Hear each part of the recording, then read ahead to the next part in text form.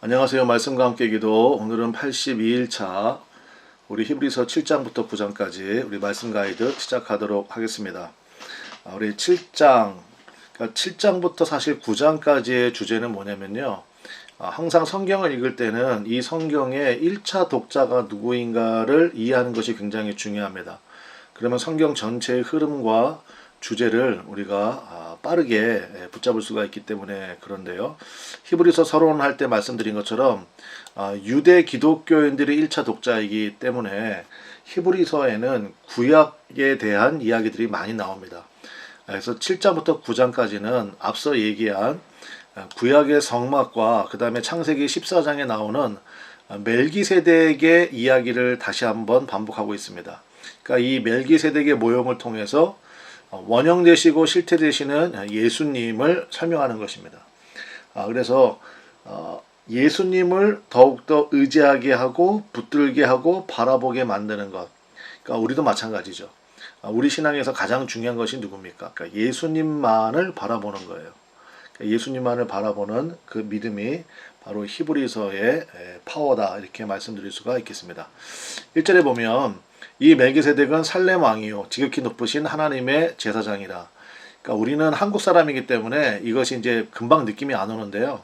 그러니까 유대인들은 벌써 멜기세덱, 그 다음에 살렘 말을 듣는 순간 예수님을 떠올릴 수밖에 없습니다. 왜냐하면 살렘이라는 말이 여러분 그 히브리어는 자음만 있는 거거든요. 모음이 없습니다. 그러니까 시읒하고 리을이잖아요. 그러면 샬롬이죠, 사실은 샬롬.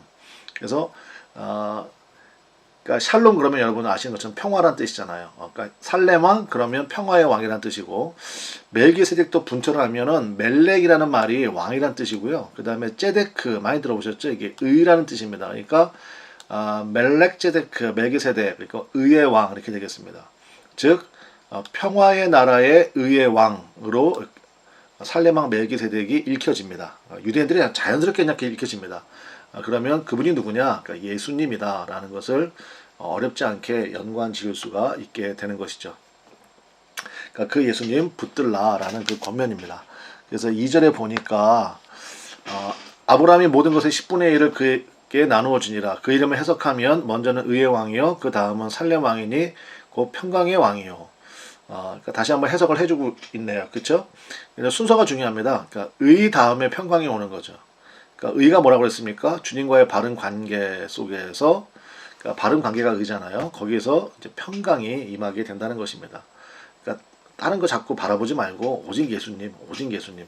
그러니까 이단은 뭐냐면요, 예수님 플러스 거기서 자꾸 뭘 집어넣는 거예요. 그게 이단이잖아요. 이단 가면요, 거기도 다 예수님 믿자고 그럽니다. 근데 예수님 플러스 자꾸 뭘 집어넣는 겁니다. 그러니까 이제 사도 바울 시대에는 갈라디아 교회는 예수님 플러스 율법. 그러니까 히브리서를 읽는 1차 독자들은 예수님 보다도 거기는 뭐 모세라든지 뭐 천사 숭배 뭐 이렇게 갔다는 거죠. 22절 보면 이제 그 예수님을 얘기하면서 다시 한번 부연 설명하는 거죠. 이와 같이 예수는 더 좋은 언약의 보증이 되셨느니라. 그러니까 구원의 보증이 되어 주신다. 그 얘기를 하고요. 24절부터 25절에 보면 예수는 영원히 계심으로 그 제사장 직분도 갈리지 아니하느니라. 그러므로 자기를 힘입어 하나님께 나아가는 자들을 온전히 구원하실 수 있으니 이는 그가 항상 살아계셔서 그들을 위하여 간구하심이라. 대제사장은 죽습니다. 인간적인 대제사장은. 그러니까 또 다른 사람을 세워야 되고 뭐 이런 게 있잖아요. 근데 예수님은 항상 살아계시잖아요. 그래서 그들을 위하여 영원한 대제사장이 되어주신다. 대제사장의 역할이 뭐라고 그랬습니까? 중재죠. 그러니까 중보기도 해주신다.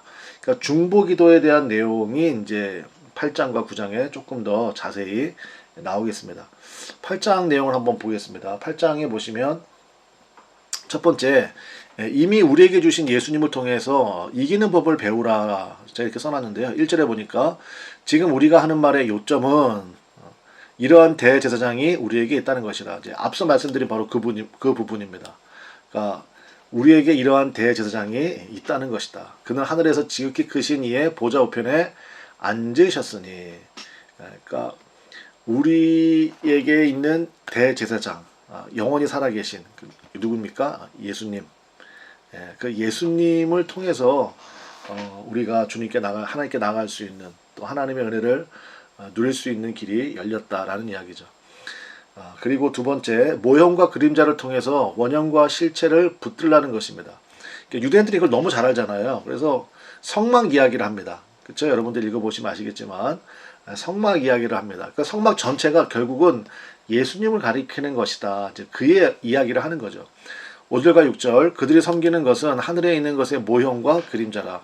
모세가 장막을 지으려 할 때 지시하심을 얻음과 같은 이르시되 삼가 모든 것을 산에서, 여기서 산은 신의 산이잖아요. 산에서 내게 보이던 본을 따라 지으라 하셨느니라. 그러나 이제 그는 더 아름다운 직분을 얻으셨으니 그는 더 좋은 약속으로 세우신 더 좋은 언약의 중보자시라. 여기 더 좋은이란 말이 이제 강조가 되고 있죠. 그래서 땅에 있는 것은 모형입니다. 뭐의 모형입니까? 그러니까 하늘에 있는 것의 모형이죠. 그러니까 하늘에 있는 것이 원형인데 결국 부흥이라는 건 뭐냐면 하늘의 실체를 본 사람들을 통해서 이루어지는 거 아닙니까?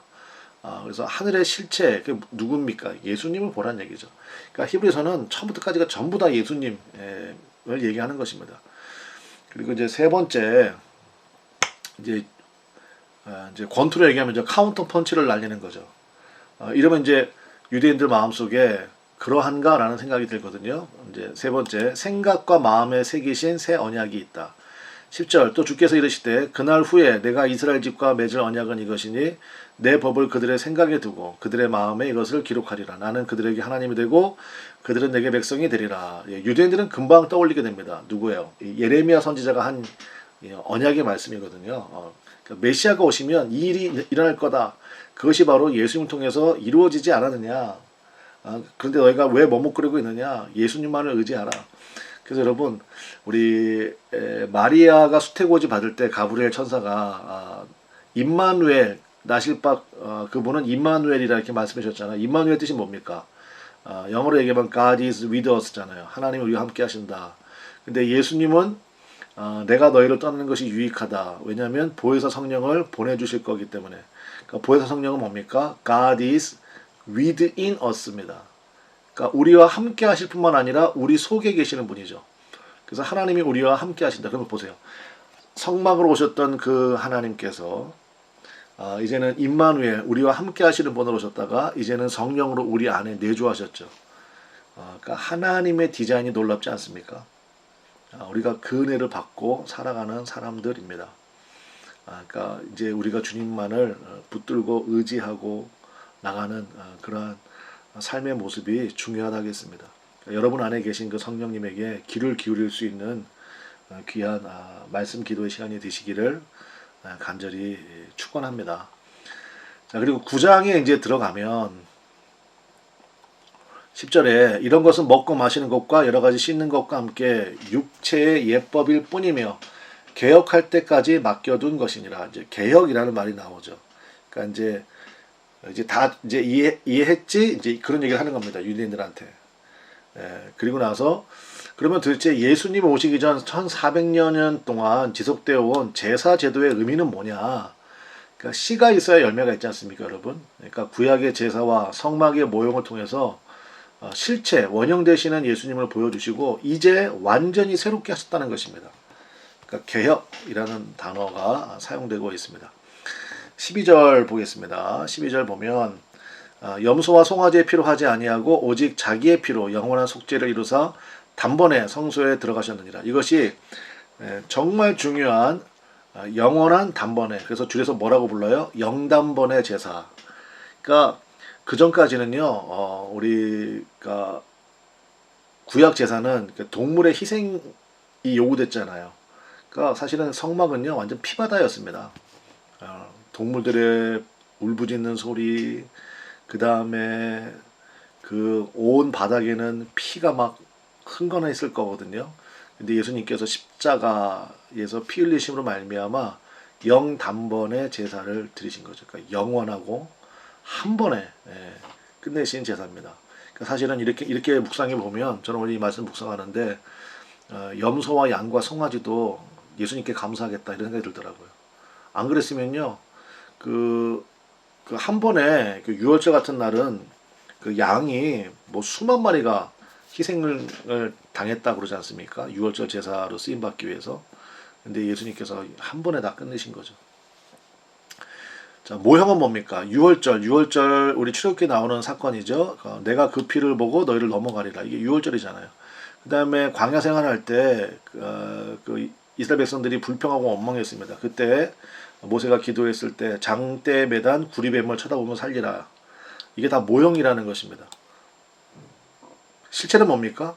예수님을 믿으면 구원받는다는 거죠. 예수님을 영접하면 구원받는다는 거예요. 그런데 그 당시에도 피를 바르지 않고 또 장대에 달린 구리뱀을 보지 않으므로 멸망에 이른 자들이 있었습니다. 안타까운 거죠. 그래서 예수님을 믿으면 영단번의 제사를 이루신 그 예수님을 통하여서 우리에게 구원이 임하게 된다라는 것입니다. 27절과 28절 한 번 죽는 것은 사람에게 정해진 것이요 그 후에는 심판이 있으리니 여러분 이 말씀을 여러분이 꼭 유념하셨으면 좋겠습니다. 사람은 누구나 한 번은 죽습니다. 근데 그 후에는 심판이 있다는 사실. 이와 같이 그리스도도 많은 사람의 죄를 담당하시려고 단번에 들이신 바 되셨고 구원에 이르게 하기 위하여 죄와 상관없이 자기를 바라는 자들에게 두 번째 나타나시리라.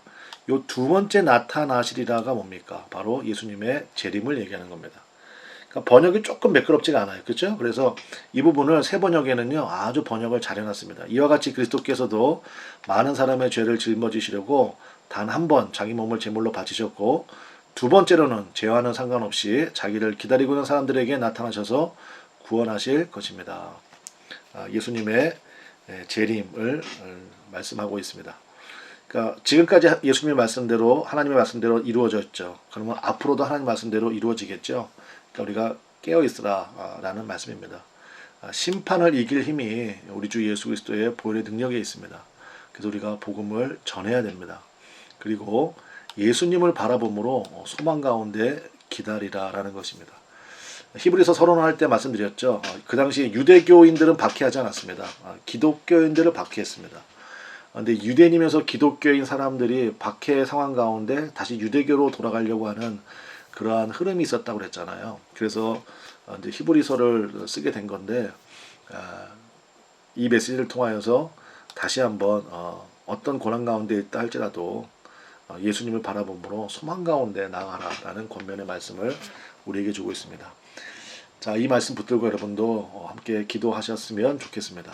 영단번의 제사를 이루신 그 예수님만을 바라보고 우리가 소망 가운데 그 주님을 의지하는 은혜가 있으시기를 간절히 바랍니다. 내일 뵙도록 하겠습니다. 감사합니다.